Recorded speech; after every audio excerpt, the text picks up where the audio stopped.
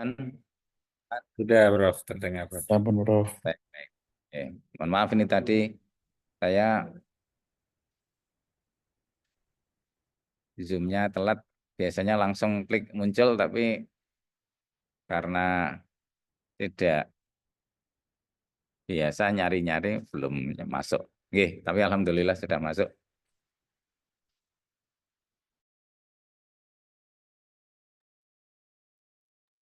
Bisa langsung dimulai ya, Prof? Atau pripun? Monggo, monggo, silakan dimulai. Pak Anjono juga baru masuk, nanti bisa sambutan dulu, Mas Sofgan. Oke. Monggo Sulhan bisa memimpin, moderatori forum ini. Saya persilahkan untuk Sulhan. Oke, matur suwun. Bismillahirrahmanirrahim. Assalamualaikum warahmatullahi wabarakatuh. Waalaikumsalam. Alhamdulillah, syukurillah, salatu wassalamu ala rasulillah, amma ba'du. Kurang keras sedikit, Mas Oh, Sofgan. kurang nih. Sebentar. Sebentar, saya naikkan mikrofonnya dulu. Mohon maaf suaranya nggak kedengaran Mas Sulhan. Iya, siap. Halo, sudah lebih kencang ya? Ya, sudah. Oke, Oke. bukan. Baik. Bismillahirrahmanirrahim. Assalamualaikum warahmatullahi wabarakatuh. Hamdan wa syukranillah, salatu wassalamu ala rasulillah, amma ba'du. Yang terhormat Bapak Profesor Insinyur Panjono, SPTMP PhD IPM ASEAN Eng, selaku Ketua PRM UGM. Kemudian ada Profesor Dr. Wahyudi Kumorotomo MPP yang akan menjadi pembicara pada sore hari ini, dan seluruh rekan-rekan senior-senior yang hadir pada pengajian bulanan PRM UGM yang sudah kesekian kali ini, alhamdulillah dapat terlaksana kembali ya secara istiqomah gitu. Seenggaknya nanti kita bisa silaturahmi dan mengambil banyak manfaat pada acara-acara yang rutin seperti ini, karena acara rutin itu seringkali menjadi tempat pulang ya bagi orang-orang gitu. Misalkan bulan ini nggak bisa, bulan depannya bisa, bulan depannya lagi nggak bisa atau gimana, tapi suatu saat akan terjadi titik kumpul atau jadi melting pot yang bagus segala sesuatu yang bersifat rutin tersebut. Salat dan salam kepada junjungan kita Nabi Muhammad SAW yang telah dengan risalahnya kita jadi tercerahkan dan jadi umat yang terbaik ya. Pada sore hari ini Bapak Ibu, rekan-rekan semua, ini kita bakal berdiskusi pengajian yang cukup unik ya, itu sangat on point sekali tentang tambang perguruan tinggi gitu, yang saya bawakan juga ini di sebuah kantor tambang migas yang cukup besar ya di Sumatera Selatan. Ya, polemik tambang perguruan tinggi itu kan mencuat akhir bulan Januari yang lalu dengan munculnya wacana perubahan pada UU nomor 4 2009 di pasal 51 ya, yang kemarin sudah ditambahkan izin usaha pertambangan untuk ormas, itu sekarang diperluas lagi wacananya menjadi ketambahan juga perguruan tinggi negeri gitu. Dan sebagai warga Muhammadiyah mungkin harusnya cukup concern ya dengan hari ini ya, dengan hal ini, karena ormas sudah dapat, universitas dapat, terus Muhammadiyah dapat dua, bahkan lebih mungkin IUP-nya itu menarik dan concern yang buat kita semua harusnya. Nah, di sisi lain polemiknya tuh jadi banyak sekali karena sudah uh, cukup banyak yang orang awakening apa cukup sadar gitu, punya concern tentang lingkungan kayak tambang merusak dan sebagainya. Terus dikatakan juga isu ini menjadi alat pemerintah gitu untuk melembekkan ya buat ke dunia akademik, menaklukkan lah.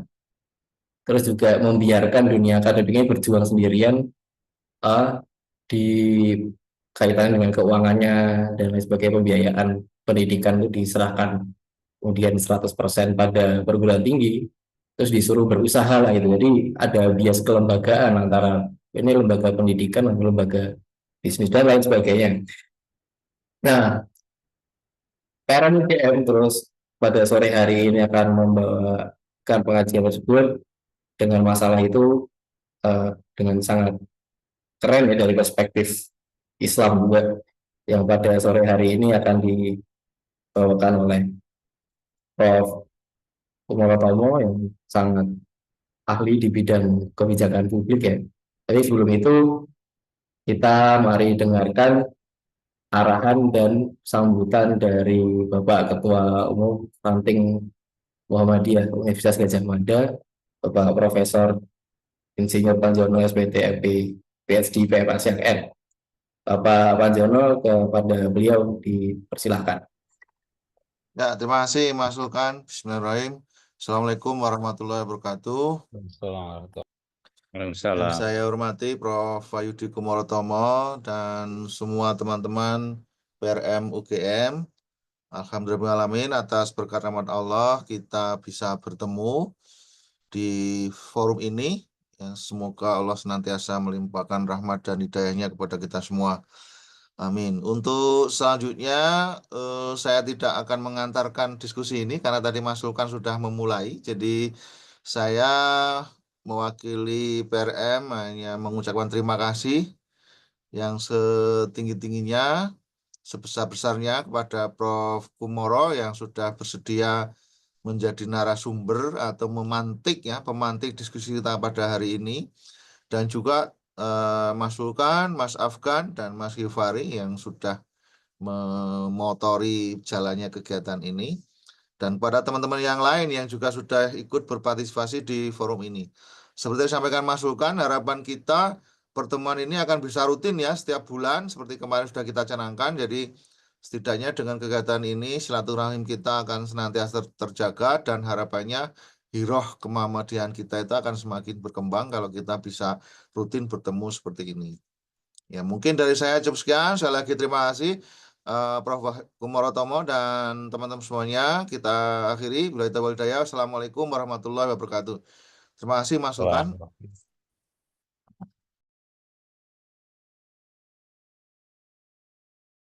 Oke, matur nuwun Bapak Anjono. Halo, Assalamualaikum. Putus ya. Masuk. Terdengar. Tadi sempat lag. Saya kira putus. Oke, terima kasih banyak atas sambutannya dan arahannya Pak Panjono. Semoga betul-betul ini kita bisa rawat majelis ini dengan baik. Nah, seperti yang saya ceritakan di awal, teman-teman dan Mas Mbak, kita akan berdiskusi soal apa yang kita konsumkan, karena barangkali kita bisa dapat banyak sekali izin usaha tambang ya, mengingat Universitas Muhammadiyah sangat banyak gitu, plus jatah ormas kuat angkut. Mungkin tanpa berpanjang lebar, kita akan mulai dari pemaparan. Nanti setelah pemaparan kira-kira 50 menitan, kemudian ada sesi tanya jawab. Masuk saja kepada sesi pemaparan kepada Bapak Wahyudi Kumorotomo, dipersilahkan. Oh, Bapak. Baik, terima kasih Mas Sulkan, juga pada Prof. Dr. Insinyur Panjono yang saya hormati, yang juga sekali lagi teman-teman muda Muhammadiyah di Universitas Gadjah Mada yang saya banggakan. Assalamualaikum warahmatullahi wabarakatuh. Alhamdulillahirabbil alamin. Alhamdulillahilladzi arsala rasulahu bil huda wa dinil haqq liyudhhirahu 'ala ad-dini kullih wa kafa billahi syahida. Bapak Ibu, teman-teman semuanya, saya supaya kemudian nanti waktunya bisa disiplin, saya langsung ke paparan saja ya. Apakah yang saya share ini sudah kelihatan di layar? Sabun, Bro. Pak. Lihat, Prof. Baik, waktunya berapa menit, berapa jam yang diperlukan ini, Mas Sulkan?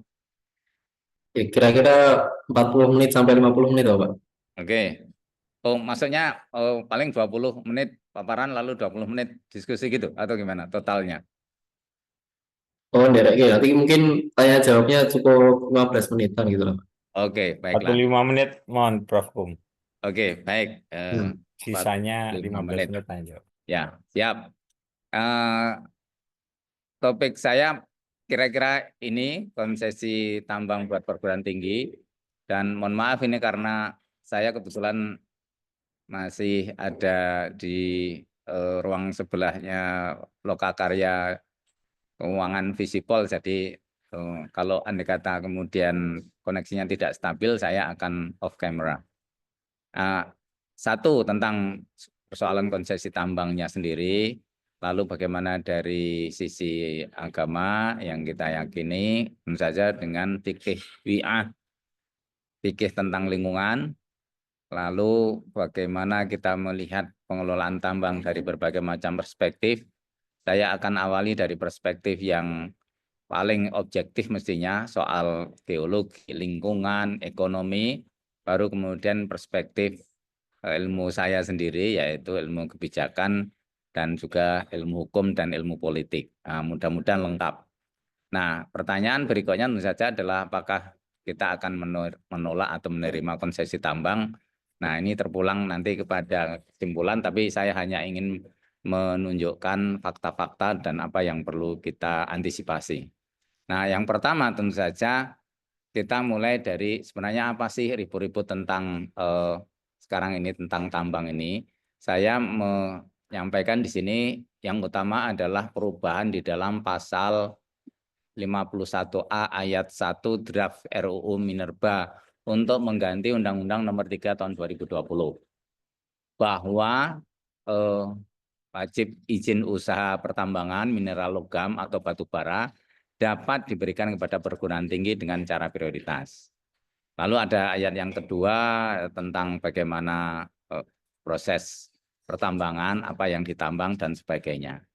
Nah, saya akan menunjukkan ini dari tentu saja karena ini adalah forum pengajian, saya akan kutip beberapa ayat Al-Quran dan Al-Hadis yang kita pahami tentang bagaimana sih kita mengelola sumber daya alam. Nah, di dalam surat Al-Baqarah nanti kalau andai kata saya salah kutip nanti mohon dicek ayatnya 30. Inni ja'ilun fil ardi khalifah. Sesungguhnya kami hendak menjadikan manusia sebagai wakil Allah di muka bumi. Lalu Al-A'raf 56, wala tufsidu fil ardi ba'da islahiha wada'uhu khaufan wa tama'a.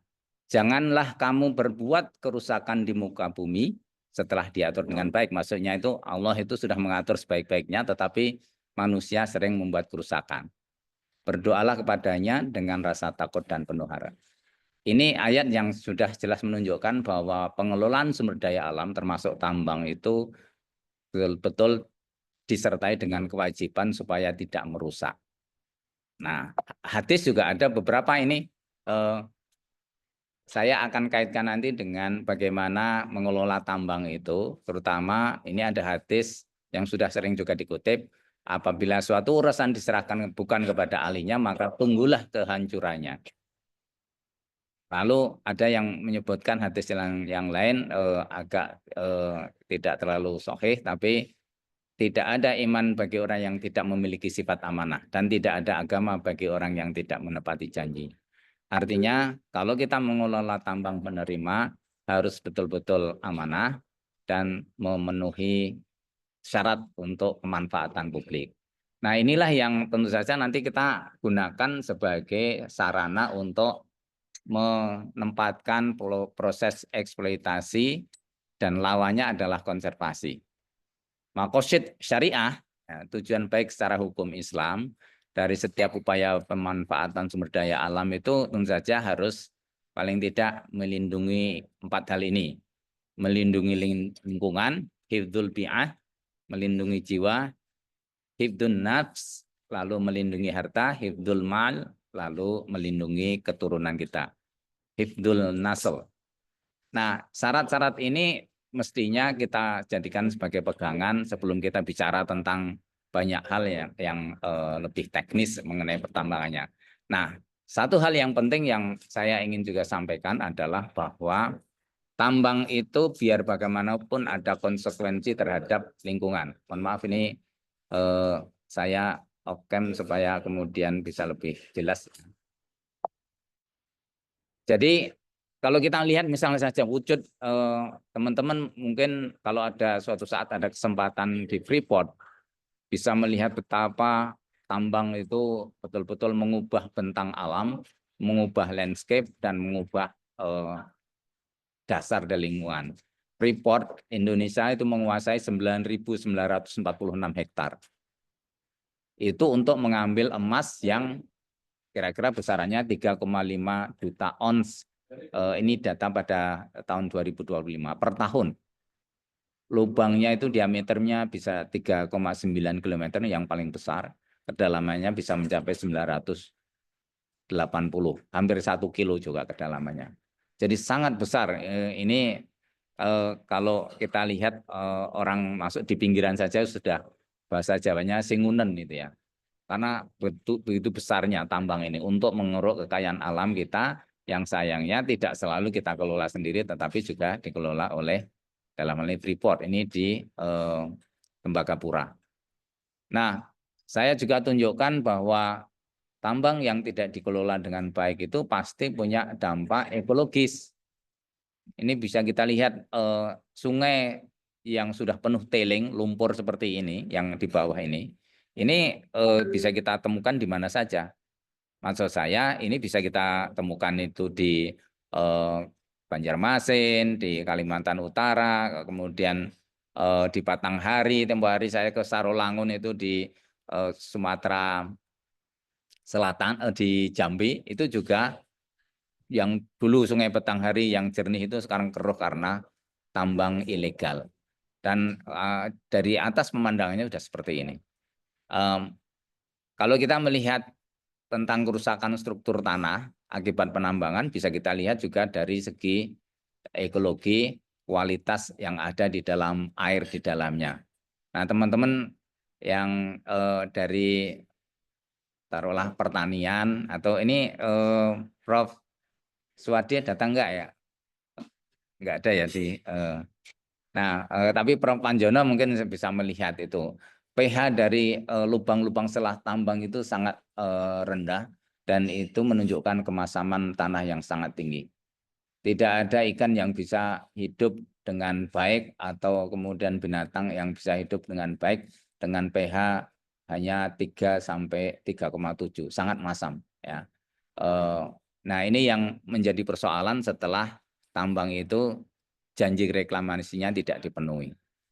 Nah, bagaimana mengancam ekologi karena itu tentu saja mengancam habitat, mengancam biodiversity, mengancam ekosistemnya dan juga mengancam sosial dan kultural karena orang-orang yang sebenarnya tadinya itu bisa mengandalkan hasil hutan, mengandalkan hasil pertanian itu kemudian terdampak karena tambang. Nah, saya juga perlu sampaikan bahwa menambang itu tidak seperti kalau kita sekedar kalau di sekeliling kita di Sleman itu mungkin menambang pasir yang paling mudah. Itu pun ada syaratnya. Ya, apalagi tambang-tambang yang masuk kategori tambang strategis seperti nikel, boksit dan sebagainya yang prosesnya itu tidak mudah. PP nomor 96 tahun 2021 mengatakan sebelum orang boleh betul-betul melakukan operasi produksi itu ada IUP ya, izin usaha pertambangan yang berupa eksplorasi. Ini meliputi penyelidikan umum, eksplorasi, studi kelayakan sebelum konstruksi, dibuat site-nya untuk ditambang, berapa kawasannya. Semuanya ini merupakan persyaratan untuk mendapatkan WIUP. Jadi wilayah izin usaha pertambangan. Lalu yang ke-8 ini kegiatan pasca tambang itu sebenarnya juga masih ada yaitu reklamasi. Ini yang seringkali tidak dilakukan di antara para penambang-penambang besar di Indonesia. Jadi kalau melihat bagaimana perguruan tinggi nanti diserai tugas untuk menambang ini, pasti harus ada divisi khusus untuk mengerjakannya. Dan sebagai catatan dari Mas Solkan tadi, Muhammadiyah sudah akhirnya setuju, NU tempo hari itu setuju untuk menerima konsesi tambang, Muhammadiyah menerima, tetapi sampai sekarang ini tampaknya yang saya dengar loh ya ini belum mulai.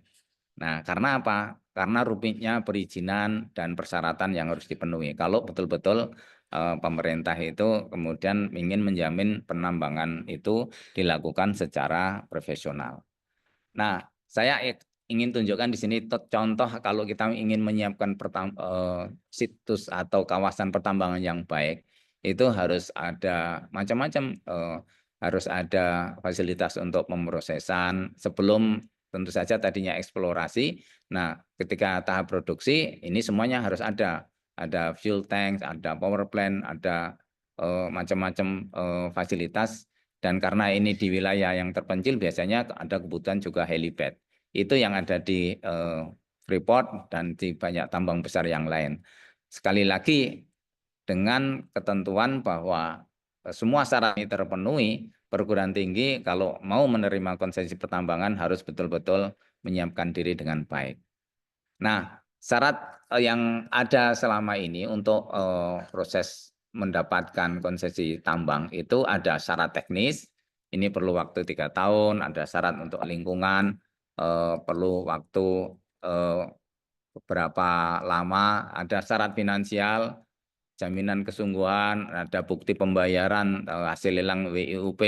Ini semua menunjukkan bahwa harus investasi secara finansial. Jangka waktu untuk kegiatan eksplorasi itu juga bukan main-main. Kalau tambangnya itu cukup besar, bisa 8 tahun untuk mineral dan logam, dan 7 tahun untuk batu bara.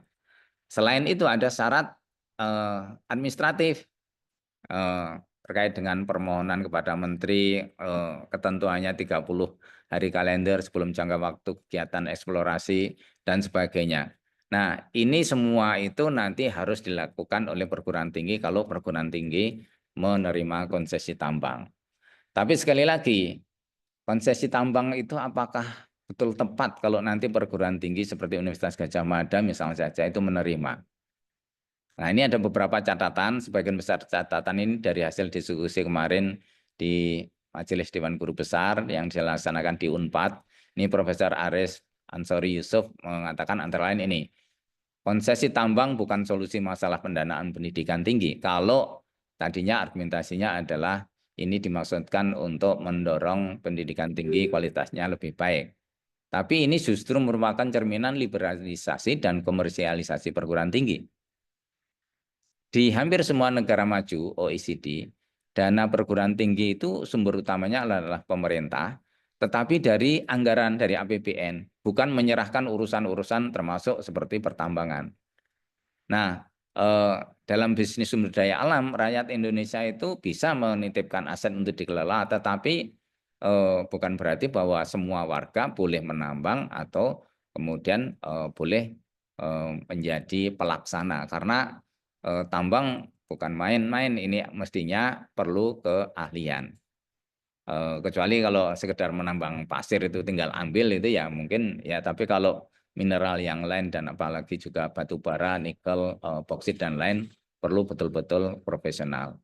Nah, salah satu persoalan lain apabila kemudian perguruan tinggi menerima konsesi tambang yaitu adalah jangan-jangan nanti perguruan tinggi itu akan lupa dengan core bisnisnya, dengan tugas utamanya, yaitu apa? Di bidang pendidikan. Pendidikan tinggi, teman-teman semua yang saya kira di UGM sudah merasakan sangat penting kita menjaga kualitas ini. Sangat penting bagi kita untuk memastikan bahwa semua skripsi, semua tesis, semua disertasi menggunakan basis riset yang kuat.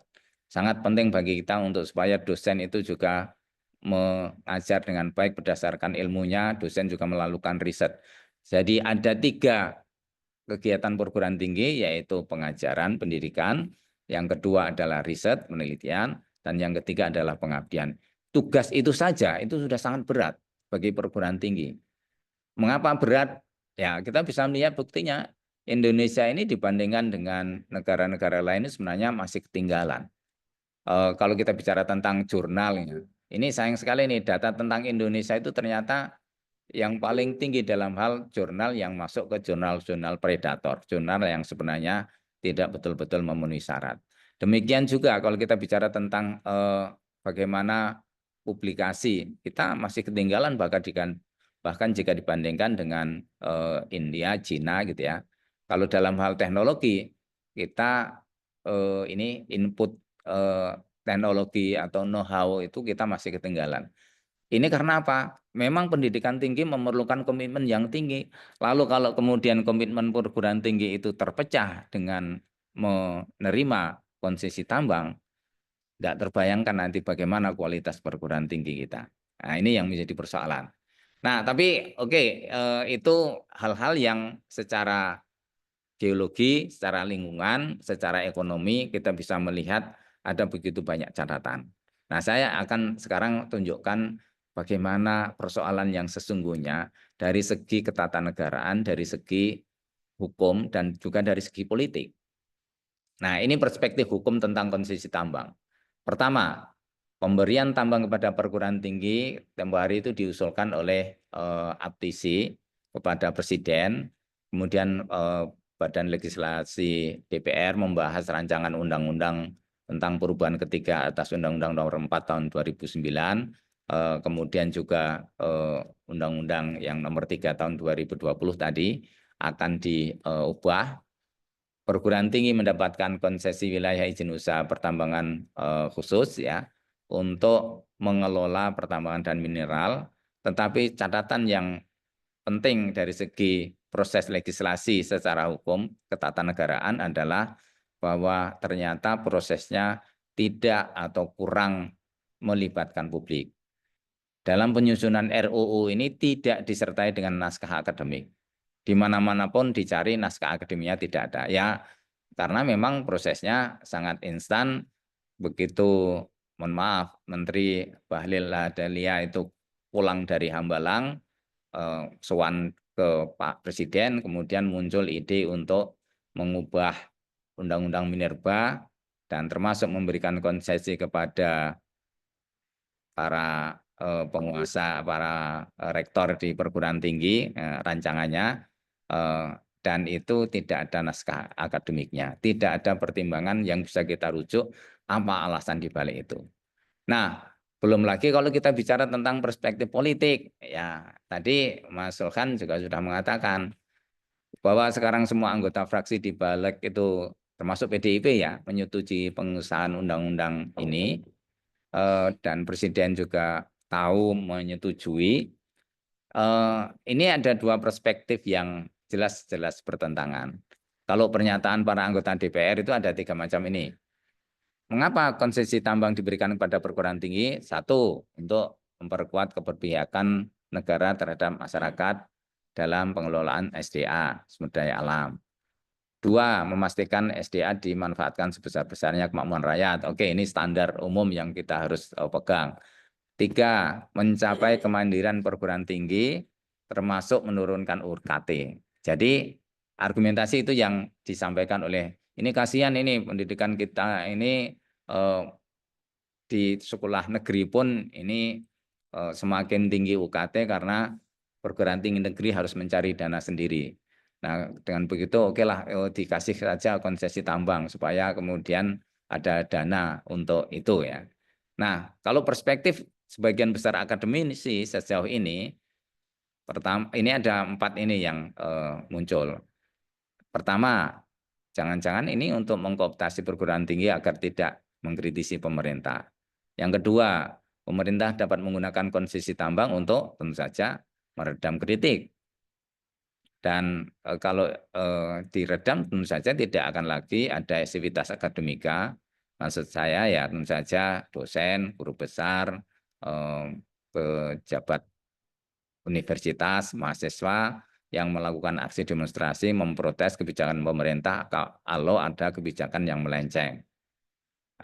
Termasuk tempoh hari di ESDM itu ada kebijakan untuk mengubah polling tentang LPG, tapi ternyata kemudian memprotes.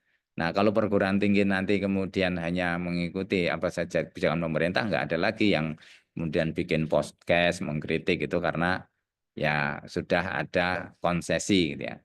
Dan kalau dugaan ini benar, ya tentu saja secara keseluruhan penegakan demokrasi makin lemah. Ini maaf, ini ada typo. Jadi itu kira-kira yang masih kita lihat.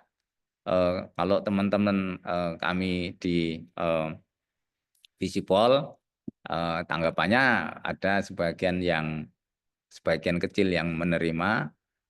Di perguruan tinggi juga terutama universitas-universitas yang punya jurusan geologi, departemen geologi maupun juga pertambangan itu mungkin ada sebagian yang menerima.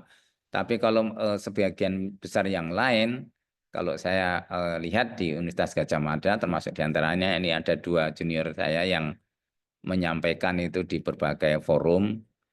Salah satunya ini Pak Gebi, guru besar baru dari MKP, mengatakan pemberian izin kelola tambang bagi kampus adalah bentuk korporatisme yang juga menjadi strategi negara untuk memasukkan kelompok di luar pemerintahan dengan memberikan keuntungan tertentu. Kampus tidak lagi boleh menyampaikan suara kritisnya. Nah, korporatisme ini yang sebenarnya tadi sudah disampaikan oleh sebagian teman ini, jangan-jangan konsesi ini tidak betul-betul merupakan sesuatu yang gratis karena pasti akan ditagih nanti konsesi ini imbalannya apa. Kalau kita bicara tentang suara-suara yang lain, ini masih terus bergulir ini. Setelah kemarin Dewan Guru Besar, dalam hal ini DGB Universitas Pajajaran dalam forum kuliah bestari Majelis Dewan Guru Besar seluruh Indonesia yang ada 24 PTNBH itu menyuarakan ada 3 profesor yang tampaknya menolak, ada 1 yang dengan malu-malu itu menerima, yang menerima itu betul-betul dihabisin, maksud saya diteriakin oleh semua peserta itu. Bahkan sampai moderator itu setelah menutup itu masih ada teriakan-teriakan yang memprotes guru besar yang tampaknya mau menyetujui atau menerima itu. Tapi wacana masih tetap berlangsung, nanti bisa dilihat juga YouTube dari rekamannya. Ini hari Senin nanti itu ada teman-teman dari Universitas Syah Kuala itu bersama universitas-universitas yang lain di Sumatera Utara, di Aceh itu juga membuat fokus group discussion. Tempo hari ITS juga bikin, Universitas Brawijaya juga bikin. Masih terus berlangsung, tetapi kalau kita melihat dampak untung dan ruginya tadi, saya cenderung mengatakan bahwa ini akan berdampak negatif dalam jangka panjang kepada perguruan tinggi. Karena apa? Ternyata kalau kita bicara tentang lihat konsesinya, itu sebenarnya akan membuat perguruan tinggi itu terdistracted ya. Tidak betul-betul fokus pada misi pokok untuk pendidikan tinggi. Ada bahkan itu yang kemarin Pak Miradi itu yang nyindir. Kalau seperti itu kita tidak lagi berpedoman pada tridharma perguruan tinggi. Tridharma itu adalah pendidikan atau pengajaran, yang kedua adalah penelitian, yang ketiga adalah pengabdian masyarakat, tapi catur dharma perguruan tinggi. Catur dharma itu salah satunya dengan demikian adalah pendidikan, riset, pengabdian masyarakat, pertambangan. Nah, jangan-jangan itu nanti yang kalau sebagian besar perguruan tinggi itu menerima. Tapi kalau melihat suara-suara sejauh ini, saya kira ini lebih baik kita, kalau menurut saya itu kita kan perlu melihat supaya tadi kembali kepada ayat di awal tadi.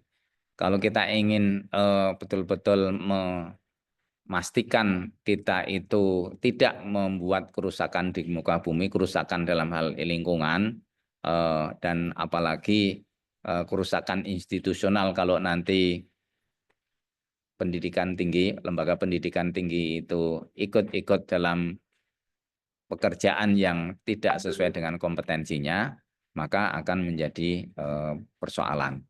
Nah, sebagian orang berpendapat bahwa misalnya saja perguruan tinggi yang memiliki pertambangan atau departemen pertambangan silahkan.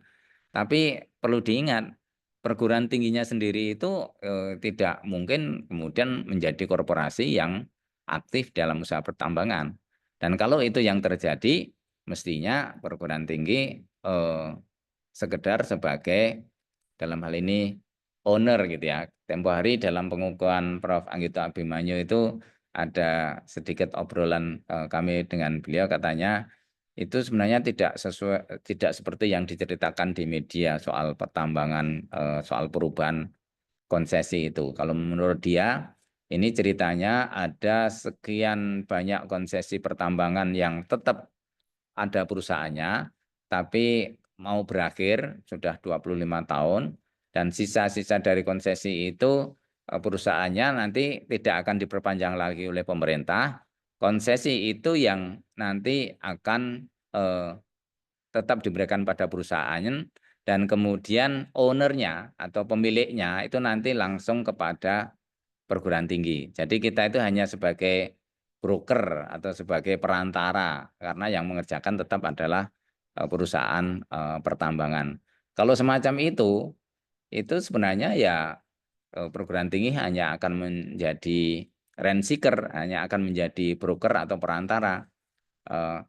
Daripada kita menurunkan marwah perguruan tinggi hanya sekedar menjadi perantara, kalau menurut saya tentu saja akan lebih baik. Kemarin termasuk Prof. Arif Ansori dari Unpad dan juga sebagian besar teman yang menolak konsesi ini mengatakan, ya kita tetap minta pemerintah itu mengalokasikan subsidi kepada perguruan tinggi, tetapi harus tetap dalam kerangka budgeter. Jadi dari APBN dialokasikan melalui tentu saja belanja kementerian, dalam ini Kementerian Pendidikan dan Sains dan Teknologi. Lalu ya udah ditambah itu.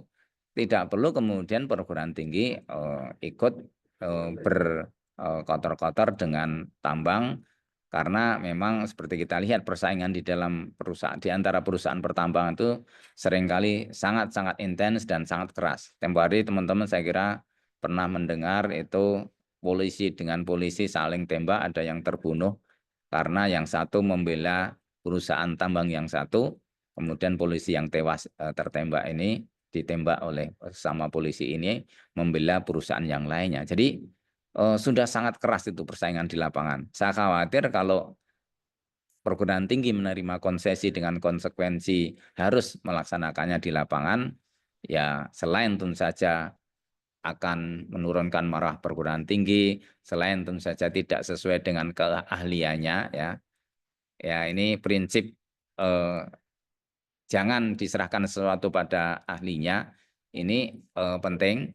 Nah, kalau perguruan tinggi merasa bisa, tapi ternyata kemudian tidak bisa melakukan proses pertambangan dan hanya sekedar menerima fee, menerima rente, menerima keuntungan sebagai perantara, saya kira itu malah menurunkan marwah perguruan tinggi. Lebih baik, oke, nanti silakan tetap dikelola perusahaan, lalu ada semacam dana earmarking, ya, dana peruntukan dari hasil sumber daya alam bisa dimasukkan ke dalam struktur endowment fund, ya, dana abadi, dana cadangan dari perguruan tinggi, dan itu tetap bisa dimanfaatkan oleh perguruan tinggi untuk tetap fokus pada bisnis utamanya, yaitu apa? Pendidikan tinggi.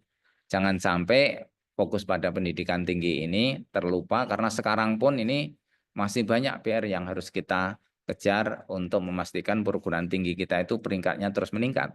Nah, kalau itu saja itu direcoki dengan persoalan-persoalan tentang persaingan yang keras di bidang pertambangan, kita tidak bisa membayangkan nanti bagaimana nasib pendidikan tinggi kita secara nasional.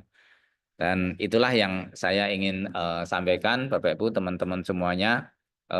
Saya tidak akan membuat kesimpulan karena memang ini masih terus berproses. Ada banyak forum diskusi masih dilakukan.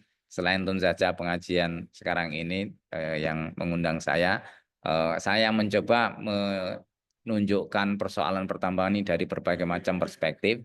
Tetapi kalau dari disiplin ilmu saya sendiri, ilmu politik atau ilmu kebijakan publik, mestinya kita betul-betul harus berhitung ulang mengenai apa keuntungan dan kerugian dari pemberian konsesi tambang ini kepada perguruan tinggi. Karena kalau saya sendiri melihat ini masih banyak aspek madorotnya, aspek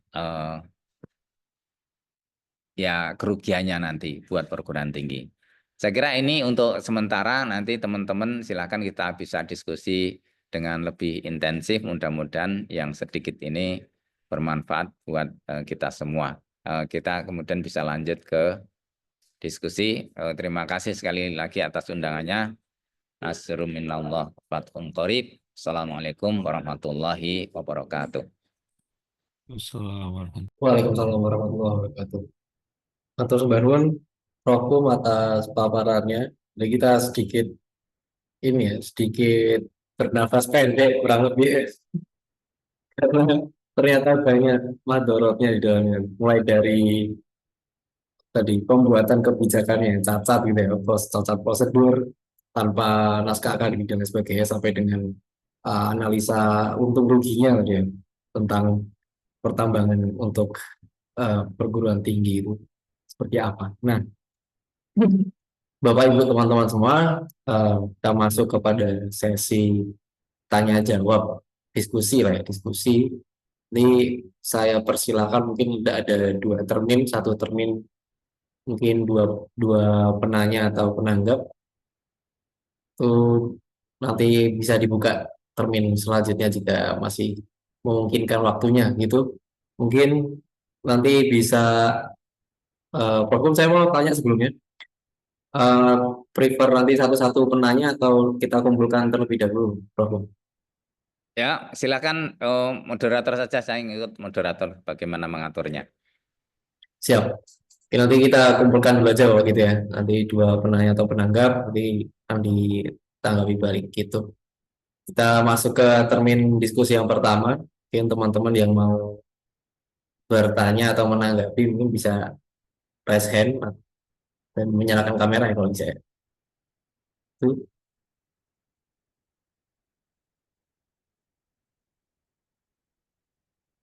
Kemudian ada tanggapan dari Mas Taufik AR. Setuju dengan perspektif Prof. Apalagi perguruan tinggi adalah guardian of moral yang harus menjaga marwah tersebut dan berbanding dengan aktivitas yang potensial mengadakan konflik of interest. Bagaimana ini dipahami oleh PTMA? Wah, cocok ini. Menuju ke perguruan tinggi Muhammadiyah Aisyah. Mungkin apa ada lagi teman-teman yang mau bertanya atau menanggapi, atau mungkin kita tanggapi terlebih dahulu ya. Ini pertanyaan dari Mas Taufik AR, mungkin bisa dijawab terlebih dahulu, Prof. Baik, ini Mas Taufik AR ya. Oh, namanya seperti Pak AR Fahrudin juga, Abdul Rozak juga. Bukan ya? Baik, terima kasih Mas Taufik. Ya, pada intinya kalau kita bicara tentang konflik of interest itu potensinya ada, termasuk waktu kemudian kita lihat ormas Islam itu menerima konsesi tambang di awal, sebelumnya kan teman-teman dari Nahdlatul Ulama, lalu belakangan ada banyak perdebatan di antara para pengurus pusat Muhammadiyah mengenai ya atau tidak, terima atau tidak, tapi akhirnya kemudian menerima supaya waktu itu, kalau menurut saya itu supaya kemudian secara politis itu ya, Muhammadiyah bisa bermain cantik, tidak terlalu kelihatan frontal, karena toh kita tetap memerlukan istilahnya kedekatan dengan suprastruktur dan infrastruktur politik di pusat, supaya kemudian Muhammadiyah tidak terlalu jauh tersisih gitu ya. Tapi seperti saya katakan tadi, sampai sekarang itu Muhammadiyah itu mau diserahi konsesi di mana, berapa besar luasannya, lalu perusahaan pelaksananya siapa, itu belum jalan. sepanjang yang saya ketahui ya. Tolong nanti saya dikoreksi kalau ada yang sudah tahu. Oh ternyata Muhammadiyah sudah bergerak di tambang yang bekasnya misalnya saja Berau coal mining misalnya atau mana gitu ya. Tapi yang saya tahu belum. Nah, jadi kalau menurut saya daripada kemudian kita nanti terseret dalam berbagai macam persoalan pusaran kekuasaan yang menurunkan martabat pendidikan tinggi, ya lebih baik kita tegas menolak, bukan berarti kemudian kita itu memusuhi pemerintah, tetapi ya mengingat kita tidak punya kompetensi. Dan saya juga kurang yakin, ini kan ada beberapa rektor yang kemarin langsung menerima, oh ya kalau ada tambang serahkan kita siap. Misalnya saja rektor UNY atau kemudian kembali itu ada suara dari Universitas Brawijaya sebagian ya, sebagian tokoh gitu ya, walaupun tidak semuanya. Di ITB karena mereka punya jurusan pertambangan ya bisa dimaklumi ada sebagian yang ingin mengambil kesempatan itu. Tapi kalau seperti di UGM yang teknik geologi saja itu fokus keilmuan kita itu kan bukan pada betul-betul mining, betul-betul pertambangan, tapi pada pencegahan atau pada manajemen bencana. Lebih tepatnya ke sana, tidak betul-betul bicara tentang pertambangan. Kalau UPN ya kita bisa maklumi. Tapi perguruan tinggi yang tidak punya pertambangan itu saya kira akan sulit untuk bisa mengelola dengan baik kecuali hanya tadi menjadi broker saja. Kemudian ini perlu dibaca lebih lanjut ini Mas Solhan ini yang sudah ada di textbook atau ini ada yang ingin resen sudah bisa langsung membuka mic-nya Mas Solhan. Oke, siap. Mungkin Pak Panjono mungkin bisa memberikan tanggapan atau pertanyaan yang sudah resen. Monggo, Pak. Ya, terima kasih Mas Sultan. Prof. Kum, ini saya kira sangat menarik sekali ya. Kalau dalam konteks pengalaman, saya dulu sempat ke Timika ya, Mimika naik sampai Tembagapura ya. Dan kalau lihat tailingnya itu yang memang mengerikan ya. Bukan nggak ujung sungai kalau saya ngeliat terus kayak lintrek-lintrek gitu. Dan itu jauh dari Tembagapura sampai ke pantai itu sepanjang. Jadi dalam konteks tambang memang harus benar-benar berhati-hati ya dengan lingkungan. Dan yang banyak orang mengatakan tambang itu meskipun ada kewajiban reklamasi kok sampai sekarang itu belum apa ya, saya belum menemukan itu ya program reklamasi yang bisa dalam kutip bisa dilihat apa ya sukses lah gitu ya. Sebagian besar apalagi kalau saya dengar tambang-tambang yang apa kayak tambang batu bara itu kan ya nanti selesai mining, selesai penambangan ya udah reklamasinya nanti bayar denda aja kan gampangnya gitu ya. Tapi ya tentu ada beberapa yang menjalankan reklamasi. Sehingga saya tetap berpikir memang ya penambangan itu bagaimana juga merupakan apa ya istilahnya kegiatan yang sangat berat ya dalam konteks lingkungan. Tapi di luar konteks itu, Prof. Kum mungkin punya informasi ya. Sebenarnya sama nggak sih ke konsensus apa istilahnya jatah ya dalam tanda kutip ya jatah tambang untuk organisasi dalam konteks Muhammadiyah dengan jatah tambang untuk universitas dalam hal ini misalnya UGM. Itu prosesnya sama nggak? Apakah kita itu diberi nanti besok UGM di sana seperti tadi Prof. Kum ya belum jelas ya, tapi prosedurnya gitu misalnya. Oh, nanti UGM kasih sana, Muhammadiyah kasih sana, terus nanti silahkan ngurus izin gitu. Atau seperti tadi Prof. Kum mengatakan persaingannya sangat berat. Apakah pemerintah mengatakan ini loh ada tambang di sini, ayo siapa yang mau nambang? Mau UGM, mau Muhammadiyah atau mau siapa silahkan nanti bersaing, nanti akan siapa yang ditunjuk yang paling baik proposalnya misalnya. Atau sebenarnya gimana itu Prof. Kum? Konteks yang sekarang sedang di apa ya istilahnya? Konteks kebijakannya atau prosedur yang sekarang ini dijalankan atau akan dijalankan oleh pemerintah dalam konteks apa ya penambangan yang dilakukan oleh ormas maupun universitas gitu. Itu mungkin Prof. Kum bisa menjelaskan lebih jauh. Kemudian yang terakhir itu saya kepikiran ya, ini kepikiran aja. Barangkali ormas atau universitas itu hanya kayak ini apa dikasih tanah yang bekas tambang. Jadi hanya untuk reklamasi lah kata-kata gitu ya. Nah, kalau itu malah mungkin kok agak saya agak menarik gitu ya. Maksudnya nanti UGM punya lahan kayak misalnya di IKN itu kan ada apa lahan apa itu Prof. Kum yang kayak wanagamanya lah gitu ya, wanagamanya di IKN misalnya gitu ya. Apakah nanti UGM akan menjadikan mendapat seperti itu sehingga bisa menjadi wahana bagi universitas untuk melakukan tridharma ya, khususnya melakukan pendidikan untuk mahasiswa, penelitian dan sebagainya, bagaimana kita bisa mereklamasi dan sebagainya. Tapi tentu ini konteksnya di luar konteks universitas supaya bisa cari duit sendiri kan gitu ya. Tapi konteksnya sebagai lahan pelaksanaan tridharma. Ya mungkin itu yang terpikir di benak saya ya. Makasih Prof. Kum, Mas Sulkan.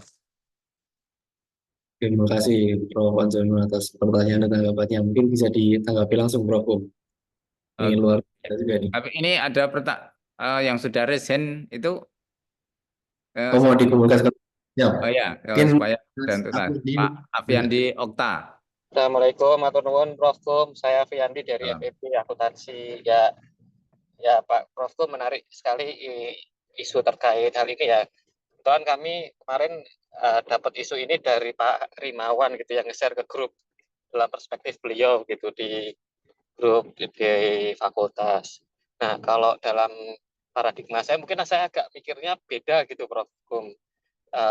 Misalnya gini, dalam pengelolaan PT NBH itu ya Prof. Kum, itu kan kita dihadapkan pada situasi yang kurang cukup menggembirakan gitu ya Prof. Kum. Dalam satu sisi kebetulan konsentrasi saya pajak gitu Prof. Kum. Jadi kita tahu bahwa kita itu bisa jadi kalau saya menyatakan itu kita itu jadi cash cow-nya pemerintah gitu.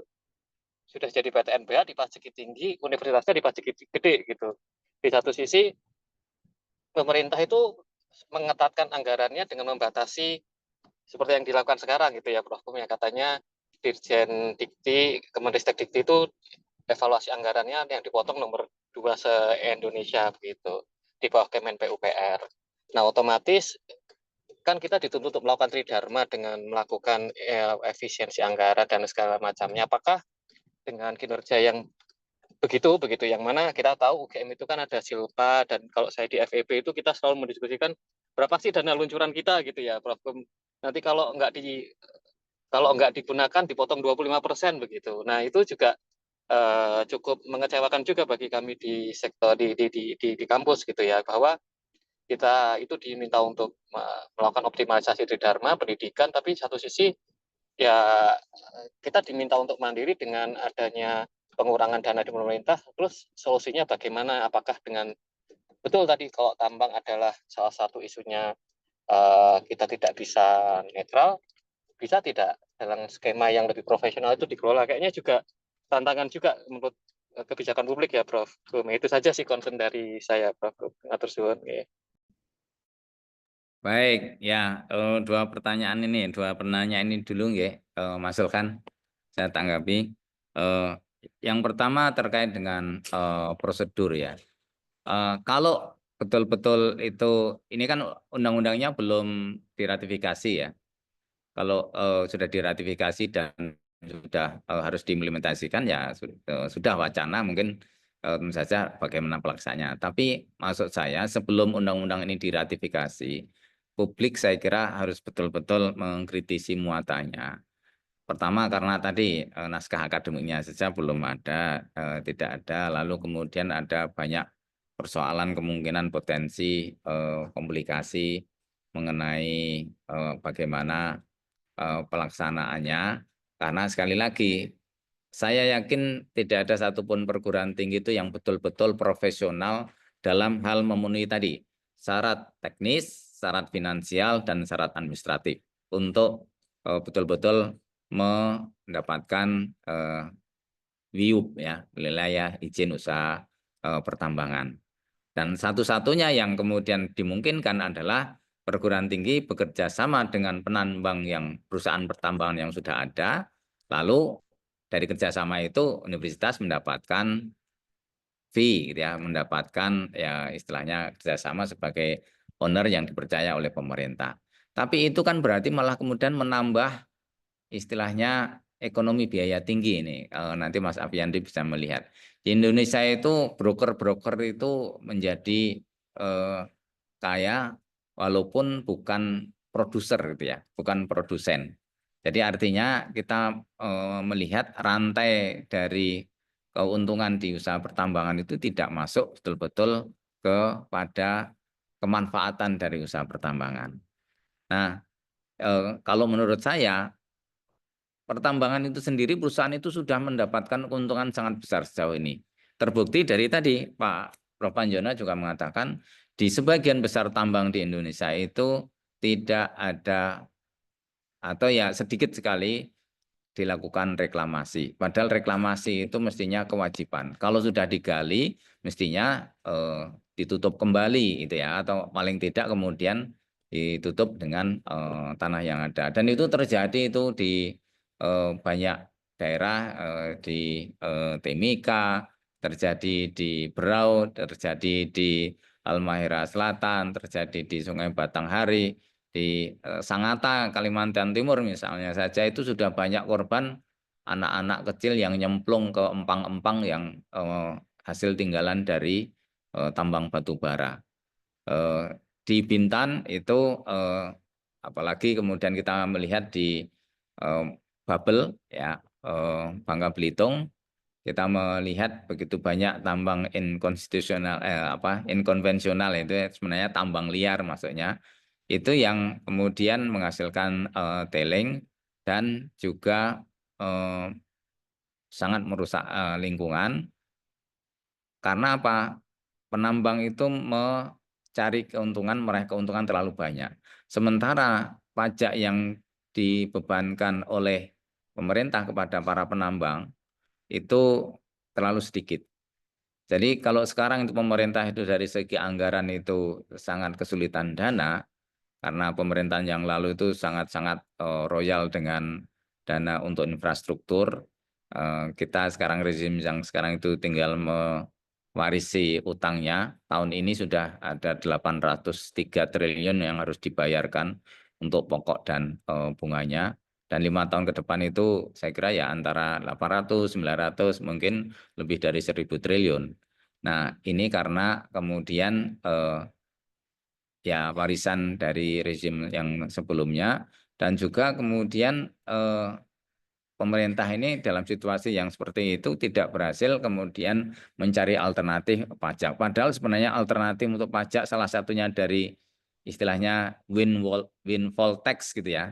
Dari pertambangan itu bisa ditarik, asal tentu saja pemerintah mau konsisten berani menghadapi para konglomerat pertambangan itu. Tambang-tambang besar-besar maksud saya, bukan tambang-tambang yang kecil, tambang rakyat itu mestinya tambang kecil rakyat itu tidak diperbolehkan gitu ya. Tapi tambang besar itu tidak dipajaki secara memadai. Nah, kalau soal tadi kemungkinan ada peluang bagi kita untuk ada pengelolaan dari bekas tambang yang tadi disampaikan oleh Prof. Panjono tadi, ini saya ada istilahnya materi yang tempo hari disampaikan di dalam diskusi oleh guru besar dari ITB tentang bagaimana kita mengelola tambang yang sebenarnya itu bisa kita berkontribusi justru pada istilahnya kita malah perguruan tinggi cuci piringnya gitu ya, dengan mengelola land grant, lalu kemudian dari situ ya kita bisa mengendalikan kerusakan lingkungan yang lebih parah. Nah itu bisa kita lakukan, tetapi itu artinya ya kita justru investasi, perguruan tinggi investasi, dan hasilnya itu masih dalam jangka panjang. Karena hasil dari land grant itu kan tentu saja tidak kemudian segera bisa kita peroleh. Coba kita penghutanan kembali dari Wanagama misalnya saja, itu setelah sekian tahun kita baru melihat hasilnya hijau seperti yang sekarang ini. Jadi kalau kita bicara tentang bagaimana kita memanfaatkan land grant itu bisa, tetapi tentu saja nanti ada biaya dan kita memanennya itu mungkin masih akan lama gitu. Beda dengan kalau kita ya tentu saja bicara tentang bagaimana memanfaatkan upaya usaha-usaha untuk pertambangan itu dengan dari pengalaman-pengalaman yang ada. Yang penting kita bisa mencegah dampak negatif dari tanah yang dieksplorasi untuk tambang. Ini tempo hari ini ada salah satu, ini saya kutip saja nih, materi dari Pak Profesor Cahya Asdag dari Unpad yang menyampaikan kemungkinan itu. Ini coba saya akan tunjukkan lagi. Mungkin bisa saya share lagi sebentar. Saya tutup file yang lama. Saya coba buka lagi file yang terkait dengan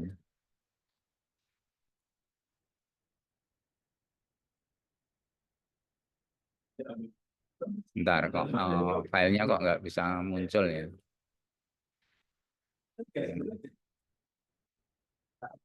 Ya.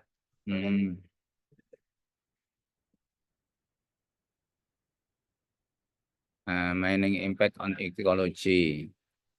Bisa kelihatan Bapak Ibu sekalian? Ini saya tunjukkan. Belum tampak, Prof. Belum ya. Sebentar, share screen-nya agak lambat. Ya, sudah kelihatan? Sudah terlihat. Ya, Sudah. ini Prof. Cahya Asdag itu yang juga lulusan, mungkin kalau teman-teman di Hutan mungkin pernah mendengar namanya, kenal. Ini Fakultas Kehutanan UGM itu pernah mendapatkan University Land Grant ya sampai dengan tahun 2024. Nah, ini tujuannya adalah bekas tambang atau yang sudah tanah terlantar itu kemudian kita hutankan kembali. Kita perlu menggunakan modal untuk menghutankan kembali, tetapi tidak menambangnya, gitu ya. Sekali lagi, kalau kita bicara tentang land grant yang ada, itu memang bisa kita manfaatkan untuk membuat supaya lahan kritis itu bisa kita atasi. Tetapi model seperti Wanagama itu kan itu bukan menerima tambangnya, gitu ya, tapi menerima ya istilahnya kita yang bagian cuci piringnya dari segi pertambangan. Konsep itu bisa kita terima dan justru menurut saya itu nanti bisa kita gunakan untuk istilahnya sebagai lahan laboratorium untuk mengajari teman-teman di Fakultas Kehutanan Pertanian itu untuk menghijaukan kembali bekas-bekas tambang itu. Nah, dari pertanyaan Mas Afiandi tadi dari Fakultas Ekonomi dari FEB, kalau saya melihat kemungkinan untuk pemanfaatan sumber daya alam kepada perguruan tinggi itu tetap terbuka. Tetapi ini kalau saya dari orang keuangan publik melihatnya bahwa konsesi yang langsung kepada perguruan tinggi dalam pengelolaan tambang itu perlu kita ubah sedikit, modifikasi dengan membuat tadi saya katakan semacam earmark grant. Jadi dana peruntukan. Ini ada perusahaan yang istilahnya prinsipalnya adalah universitas, agennya adalah perusahaan tambang. Nah, hasilnya itu kemudian kita bisa gunakan. Tetapi sekali lagi, daripada kita ribet dengan itu, mendingan kemudian pokoknya perusahaan tambang itu konsesinya berapa, hasilnya berapa, masuk ke APBN, lalu kemudian diberikan kepada perguruan tinggi. Sekarang ini karena memang saya melihat komitmen pemerintah terhadap pengembangan sumber daya manusia yang dilakukan oleh perguruan tinggi baik PTN maupun apalagi PTS itu mulai betul-betul luntur, dan kita perlu prihatin. Kita itu hanya bisa survive apabila sumber daya manusianya itu betul-betul kita bisa pertahankan kualitasnya, tetapi perhatian kepada pendidikan tinggi itu sangat buruk, bahkan cenderung menurun. Nah, ini bisa kita perbaiki dengan saya kira mengembalikan misi pendidikan tinggi itu betul-betul kepada universitas. Karena sejauh ini, mohon maaf ini nanti bisa dicek Mas Aviandi ya, dana pendidikan tinggi itu lumayan besar. Tetapi sebenarnya yang masuk ke Kementerian Pendidikan Tinggi, Sains dan Teknologi, ini kementeriannya Pak Satrio Brojonegoro, itu hanya sekitar 14,8%. Yang lainnya itu masuk mana? Masuk ke sekolah kedinasan. Ada 22 sekolah kedinasan di 22 kementerian. Ada misalnya saja kalau Kementerian Keuangan punya STAN, Sekolah Tinggi Akuntansi Negara. Kementerian Dalam Negeri punya IPDN, gitu ya. Kemudian kepolisian punya Akademi Kepolisian. Jadi ada 22 kementerian yang mengelola sekolah kedinasan dan kualitasnya sangat buruk. Maksud saya, kalau seperti UGM atau bahkan UMY, Universitas Muhammadiyah, itu kita betul-betul menjaga kualitas pendidikan kita dengan baik, dengan memastikan dosen mengajar dan ikut dalam proses akreditasi BAN PT atau akreditasi lembaga akreditasi mandiri, dosen harus menulis jurnal dan sebagainya. Nah, di perguruan tinggi itu dosen nggak ada keharusan untuk itu. Nah, saya pernah menghitung misalnya saja, mohon maaf ini, mumpung Mas Aviandi dari FIP nanti bisa cek. Biaya untuk kelulusan satu orang mahasiswa di UGM, di Departemen Akuntansi misalnya saja, itu kira-kira itu hanya 60 juta per mahasiswa per tahun. Nah, 60 juta sekali lagi per mahasiswa per tahun. Dan berapa yang dihabiskan oleh mahasiswa di STAN? 305 juta. Hampir berapa kali? 5 kali lipat lebih ya. Nah, tapi kalau soal kompetensi, kalau soal prestasi, saya berani menjamin teman-teman di akuntansi masih lebih baik daripada teman-teman di STAN. Padahal mereka berapa biayanya? 5 kali lipat. Nah, karena dosen-dosennya itu bukan dosen-dosen pilihan dan tidak ada kewajiban bagi dosen untuk belajar penelitian dan sebagainya. Hal yang sama juga berlaku di departemen saya, misalnya saja di MKP ini, di AN dulu, Administrasi Negara. Lulusan AN kita itu biayanya mungkin nggak sampai 60 juta, mungkin sekitar 55 juta per mahasiswa. Tapi bandingkan dengan lulusan IPDN, IPDN itu sekitar juga 300-an. Tapi habis untuk apa? Habis untuk membeli seragam, habis untuk kemudian memberikan uang makan pada mereka, asrama dan sebagainya. Padahal sistem pendidikannya tidak lebih baik, mohon maaf, jika dibandingkan dengan di Visipol UGM. Demikian juga kita bicara tentang sekian banyak sekolah kedinasan, bisa dilihat bagaimana prestasinya, bagaimana kompetensinya. Nah, jadi ini yang sebenarnya menjadi persoalan kita. Kelihatannya dana pendidikan kita itu begitu tinggi, tetapi sebenarnya tidak sampai 1/5 dari dana pendidikan itu yang masuk ke Kementerian Pendidikan Tinggi. Dalam hal ini sekarang Kemendikti Saintek. Nanti bisa dicek Pak menterinya sekalian itu ya. Berapa sih yang masuk ke Kementerian Kemendikti Saintek? Bandingkan dengan seluruh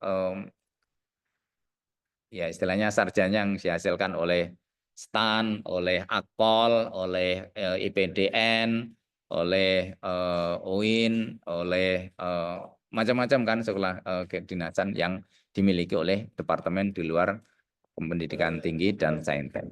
Nah, inilah komitmen yang sebenarnya harus diperbaiki kalau kita ingin perguruan tinggi negeri, dalam hal ini saya bicara di UGM, supaya kemudian mendapatkan perhatian. Tapi perhatian kepada pendidikan tinggi tampaknya sangat sulit. Kemauan politik untuk menggeser kembalinya pendidikan tinggi ke universitas itu masih sangat lemah. Lobby-lobby masih sangat lemah jika dibandingkan dengan lobbynya para kementerian yang punya sekolah kedinasan itu.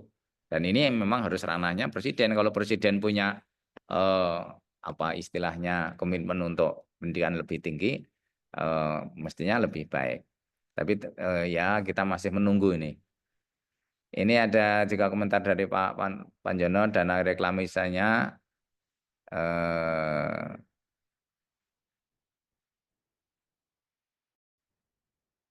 saya kurang tahu nih. Dana reklamasi yang jelas itu tidak selalu digunakan untuk Maaf, Profko. Maksudnya reklamasi. setiap perusahaan kan Bagian sebenarnya dari untuk menyisihkan dana usaha. reklamasi. Terus Nah, Budi. halo, Ya, silakan. boleh nyela sedikit? Gimana? Silakan. Maksudnya kan setiap perusahaan itu kan punya dana, mestinya kan ada dana reklamasi kan. Nah, artinya itu yang digunakan oleh perguruan tinggi untuk mereklamasi, intinya kan gitu. Sehingga bukan kita yang invest untuk reklamasi, ya itu berat sekali kalau itu. Ya, dana itu sebenarnya otomatis menjadi kewajiban dari perusahaan. Ya, tadi kan tahapan pertambangan itu ada tahap eksplorasi, ada tahap produksi, ada tahap pasca pertambangan. Dan itu semuanya itu menyatu mestinya. Pasca pertambangan itu termasuk kewajiban perusahaan. Jadi perusahaan itu mestinya wajib untuk melakukan reklamasi, tapi dana itu sebagian perusahaan itu sekarang menempatkannya itu sebagai bagian dari keuntungan, bukan untuk mengembalikan lubang-lubang yang besar itu untuk direklamasi. Nah, akibatnya yaitu tadi di Sangatta itu banyak anak-anak kecil jadi korban di empang-empang tambang batu bara. Ini teman-teman yang dari Kalimantan saya kira sudah sering mendengar cerita sedih itu. Lalu di Bintan itu juga empang-empang itu mengakibatkan penyakit baru. Dulu tidak ada malaria di daerah itu, sekarang banyak malaria karena empang-empang yang sudah tidak mungkin juga ikan bisa hidup di dalamnya karena kan keasamannya sangat tinggi. Itu ya tidak bisa dimanfaatkan, akhirnya menjadi sarang nyamuk malaria. Nah, ini yang menjadi persoalan karena reklamasi, kewajiban reklamasi tidak dilaksanakan dan pemerintah tidak menegakkan aturan itu. Monggo, kalau masih ada, Mas Sulhan. Oke, saya rasa cukup Prof untuk sesi diskusi. Cukup. Iya, ini luar biasa ya, sangat ramai tadi. Saya nangkep banyak hal yang bisa kita perdalam nanti setelah sesi ini. Mungkin teman-teman bisa berdiskusi masing-masing gitu ya. Jadi termasuk idenya Pak Panjono itu luar biasa juga ya. Kita dapat lahannya terus tadi gambar umami malah cocok ya Pak Panjono ya. Itu mungkin saya nggak akan menyimpulkan teman-teman. Silakan nanti dibaca-baca kembali, didiskusikan kembali di warung kopi atau di manapun. Nanti bisa ketambahan isu yang lain. Karena izin kok, saya baru di migas juga. Katanya juga ada mau perpres yang dirubah itu untuk legalisasi tambang-tambang ilegal gitu. Yang punya mafia-mafia daerah itu kan agak gimana gitu ya. Itu juga mungkin teman-teman bisa berdiskut kembali. Dan saya akan tutup acara ini dengan mengutip sebuah syair ya, yang Ronggo Warsito yang sudah sangat terkenal. Zaman edan, sekra edan ra keduman gitu kan. Bejo-bejaning wong kang lali, isih bejo wong kang eling lan waspada. Jadi kita harus eling dan waspada selalu teman-teman untuk segala fenomena yang terjadi belakangan ini maupun yang akan datang kembali gitu. Terima kasih banyak Prof. Kum, Prof. Panjono dan teman-teman semua atas kegiatan kita pada sore hari ini. Semoga kita bisa mengambil hikmahnya, mengambil pembelajaran, mengambil ibrahnya dari apa yang kita diskusikan dan menjadi ibadah ya untuk kita, menjadi nilai ibadah oleh Allah Subhanahu wa taala. Nah, kita nih sore-sore kan sangat syahdu dan cocok lah ya untuk berdiskusi seperti ini dan berzikir gitu kan. Mungkin selanjutnya teman-teman yang bisa menyalakan kameranya, mungkin bisa dinyalakan kameranya, kita akan melakukan sesi foto bersama. Ini alhamdulillah ada 2 slide ya. Teman-teman sangat antusias, cukup ramai pada sore hari ini. Luar biasa. Bisa dinyalakan kameranya semuanya. Wih, Mas Wahyu, gue ganteng sekali Mas Wahyu. Ini jauh-jauh ya, ini dari pelosok Indonesia datang semua. Ayo, masih kami tunggu. Oke, untuk slide pertama saya screenshot, aka foto bersama. 1, 2, 3. Oke, bentar saya save dulu.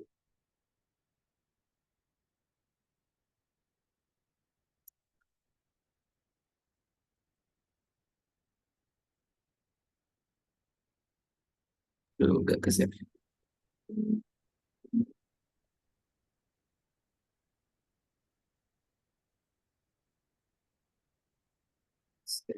Oke, slide 2. 1, 2, 3. Iya, saya save dulu.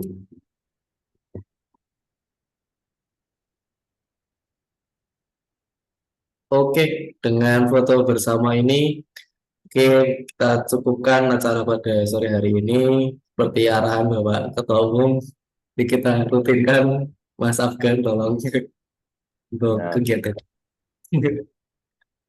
Lalu saya ucapkan terima kasih sekali lagi Prof. Pum atas kesediaannya membersama teman-teman. Matur nuwun tadi sangat luar biasa membuka mata kita semua ya, dari perspektifnya cukup komprehensif dari plus minusnya, dan semoga pemangku kebijakan di sini mungkin ada yang ngurusin PTMA juga, nanti bisa diperdalam di internal kita sebagai persyarikatan maupun sebagai anak-anak Gajah Mada. Saya tutup.